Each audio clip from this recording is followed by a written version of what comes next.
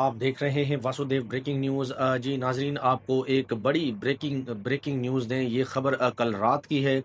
हुआ ये है कि जैसा कि आप सब जानते हैं कि पाकिस्तान में हुकूमत पाकिस्तान ने 27वीं आईनी तरमीम जो है वो मंजूर करा ली हैं और बाकायदा से सदर पाकिस्तान ने 27वीं आईनी तरमीम पर दस्तखत कर दिए हैं। तो अब ये पाकिस्तान में 27वीं आईनी तरमीम जो है वो बाकायदा कानून की शक्ल इख्तियार कर गया है। फिर उसके बाद ये इस्लामाबाद में शहर इक़्तिदार में चहमगोइयाँ हो रही थी कि 2 इस्तीफ़े जो हैं वो मुमकिन है कि आ सकते हैं सुप्रीम कोर्ट ऑफ पाकिस्तान से। और फिर हुआ भी ऐन उसी तरह।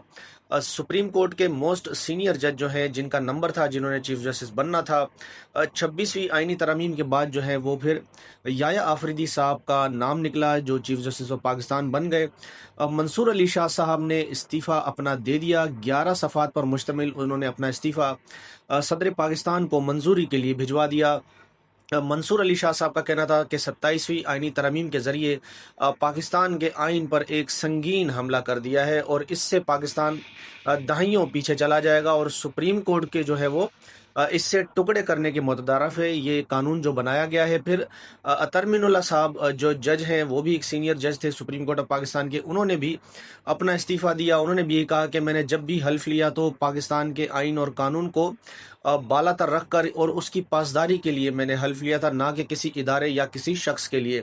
तो 27वीं आईनी तरमीम के बाद जो है वो अदालतों का रोल वैसे ही ख़त्म कर दिया और आइनी जो पोजीशन है सुप्रीम कोर्ट ऑफ पाकिस्तान की वो सब ख़त्म हो गई है 27वीं आईनी तरमीम के ज़रिए। और फिर सुप्रीम कोर्ट को ख़त्म कर कर और एक नई आइनी एक अदालत हुकूमत बनाई जा रही है। रिटायर होने वाले जज थे अमीन अलाउद्दीन साहब, जो आर्जी तौर पर सरबराह थे आइनी अदालत के, उनको जो है अब मुस्तकिल मज़ीद 3 साल के लिए नामज़द कर दिया गया है। कल रात उनका भी नोटिफिकेशन निकाल दिया था कि वो आइनी अदालत के सरबराह होंगे और होने भी चाहिए, क्योंकि उन्होंने ये जो पोजीशन है वो अपनी क्या कहते हैं उसको अर्न किया है। यानी 26वीं आइनी तरमीम को उनका केस उन्होंने नहीं लगने दिया। फिर उसके बाद ये है कि माशाल्लाह से पाकिस्तान में सिविलियन का ट्रायल जो है मिलिट्री कोर्ट में होगा, वो भी अमीन अलाउद्दीन साहब ने किया। फिर मखसूस नशिस्तें जो है वो सारी की सारी लेकर जो है वो दूसरी जमातों में बांट दी। तो फिर जब ये सारी चीज़ें करेंगे तो फिर हुकूमत भी जो है कहीं ना कहीं उनको इनाम तो देगी। और फिर आज सदर पाकिस्तान जो है अमीन अलाउद्दीन साहब से उनके ओहदे का हल्फ लेंगे।